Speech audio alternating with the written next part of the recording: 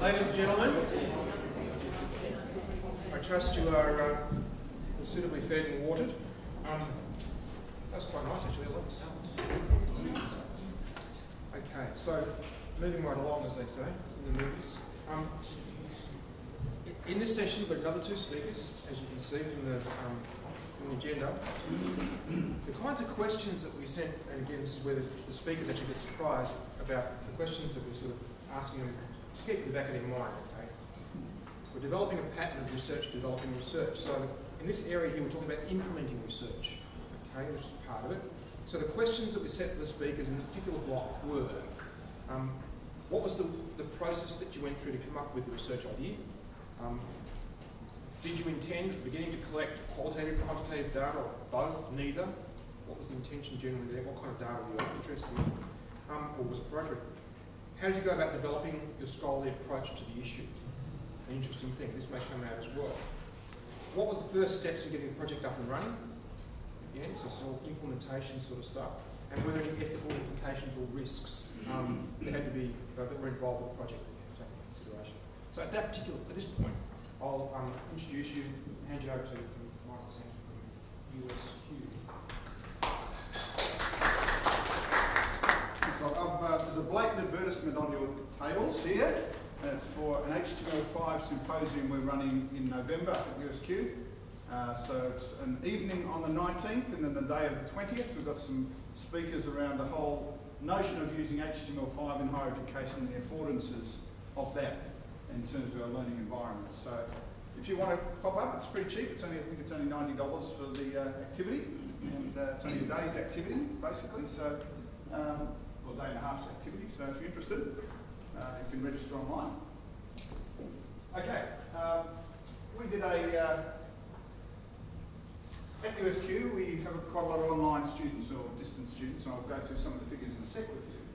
But over the last 3 or 4 years, particularly since the advent of iPhones and iPads and things like that, there's a lot of affordances that have been offered to higher education through this. So iTunes U, all those kind of things, MOOCs.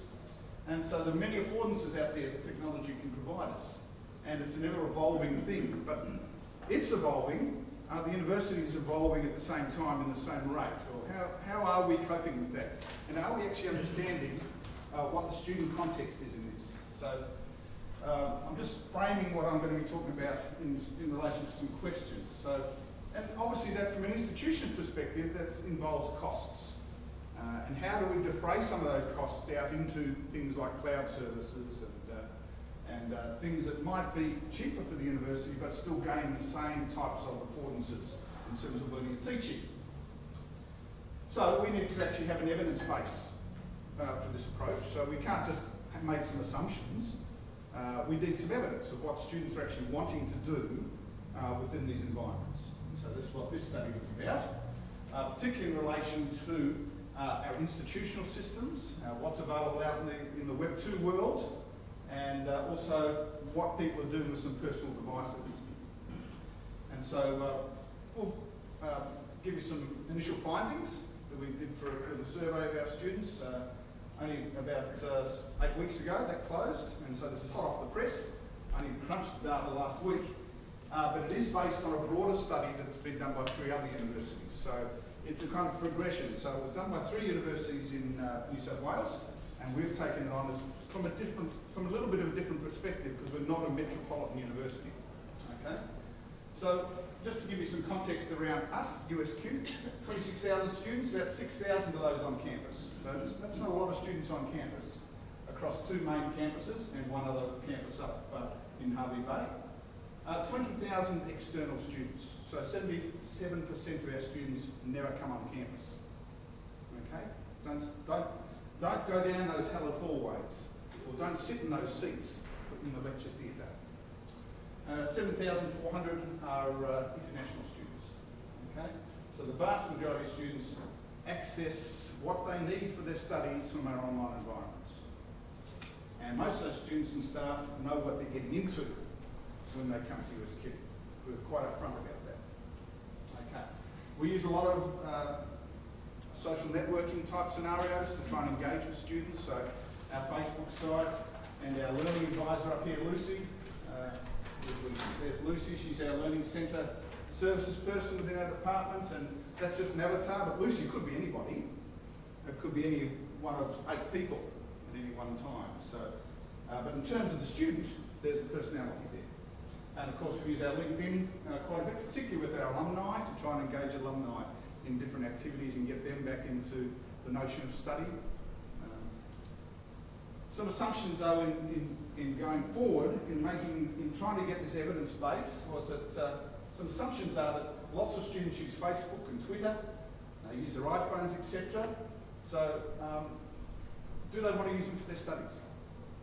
We make some assumptions about that. We think, well, of course they do. They've got them on them all the time, so they want to use them for their studies. And so we build it.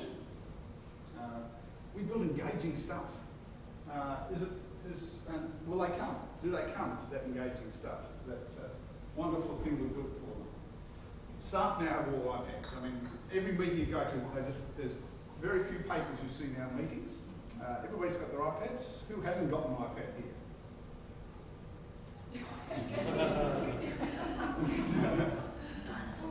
You may not understand what I'm about to say. I've got my iPhone. Okay. And there's an assumption that newer technologies, was it myth? Assumption? I don't know. That you can do a better job with than some of the more traditional approaches can. Okay. So, what we did is we, about 2010, in 2010, Macquarie, University of Western Sydney, University of Technology Sydney, jointly ran a student experience with technology survey. And that was a very good survey. We've got some great results for them. And I'll talk about a bit of those before, and that was done by Marie Gospel, who was the lead of that project down there. And we adopted and adapted that survey and brought it up to speed. So some of the technologies in 2010, so iPads had only just been released, so there wasn't a lot of responses in terms of iPads and things in their survey. So we updated some of the terminology within the survey. There was 126 multiple choice questions there based on a 5-point Likert scale. We had 4 open-ended responses. Students were offered $50 Amazon vouchers for participating. We sent out the emails to the students. We did 2 reminders. And we also advertised on the student portal. We had about 1,200 responses, but about 1,181 of those were valid responses. So, and we also advertised for focus groups. And those involved in focus groups also could go into the draw for another 5 $50 vouchers. We got 700 plus people putting their hands up in focus groups. What do you do with 700 people in focus groups? I mean, how do you do that? I mean, we were just flabbergasted with that, and we're still trying to figure out how actually to corral these people into focus groups and what to do with it. Because I could see my next 2 years kind of being just analysing data from 700 people. It's kind of horrendous thought, actually. So I'm looking for ideas from you guys. If there's systems in which we can actually corral people into some focus groups and have, we're doing the focus groups online, so using our Wimber Blackboard Collaborate system, and we're going to corral them into, get them to self-select the timings in which they'll participate in these groups. And yeah, it's kind of all a bit daunting, that actually. There are 5 main sections to the survey we did. How students are currently using their technologies in current life, in terms of the social work purposes, their current and preferred use of technologies in learning and communicating with the wider university, the services and support provided by the university, the technologies used to interact with the university and for administrative purposes, and also some general demographics, as you would expect. Just want to give some base stats. So, internal, on-campus students, external students, probably a fairly good breakdown of our demographic as a university. So, about 68% of the respondents were distance students. 56 of those were part-time students. And so obviously 44% were full-time students. 65% were female. 35% male, which is, again, not dissimilar to our statistics as a university. And interestingly, quite a strong percentage of students in that older age group. Okay, so 73% of the respondents to the survey were over 25. So So USQ has quite a high number of non-traditional students in our makeup. So interesting that 73% over 25. So you can start to make some assumptions about that in terms of how they are coming to terms with technology. So particularly in that 31 to 40 age group, how they might be interacting with technologies and what they might expect to see. Because they've actually come from a time when they were studying before technology was actually quite ubiquitous. So we'll see what they say. Okay. So I've got the N up at the top there, but it's missing the last one. So undergraduate, postgraduate students, 67 of those were undergraduate students, 40% were first years, and 40% were full-time. Okay. We asked them a series of questions around all these different technologies, instant messaging, text messaging, email. I'm not going to read them all. It's quite an extensive list of all the different technologies we used. You can imagine with 121 questions that actually produce a shitload of graphs. So I'm not going to show you all the graphs, obviously. But we asked them which tools they preferred using most, and this is the top 10 suite of tools. And internet searching, or mostly Google searching, was the number one. It was also number one in the Sydney survey as well. The email is very strong, SMS very strong, voice, mobile calls, etc. like that. So the use of mobile phone, mobile internet was very strong. Interesting, and I never really thought about it actually, because it didn't actually appear in the Sydney survey, but data analysis software came up as being highly used. I think that's just a quirky thing in this one. Watching podcasts and webcasts, quite strong. Library searching and use of tablets. In the Sydney one, Macquarie, UWS and UTS one, fairly similar. Search engines, very strong. Text messaging, email, that kind of thing. Google Docs was much stronger down there.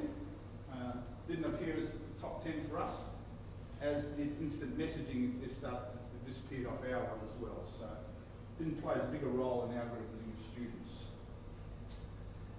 Okay, the main technologies they're using. So 90% of the students have got laptops at home and they use them for this study. 90%. As opposed to some of the other ones, so iPads, Androids are still down in the percentages wise. A lot of students with the 67% with the mobile-enabled mobile device. But found that an interesting statistic, 90% are laptops. So we make this assumption that they have an iPad and that's, that they want the iPads and things, they actually prefer to use things like laptops as opposed to the iPads and things. We asked them about their internet connections, 60% had ADSL,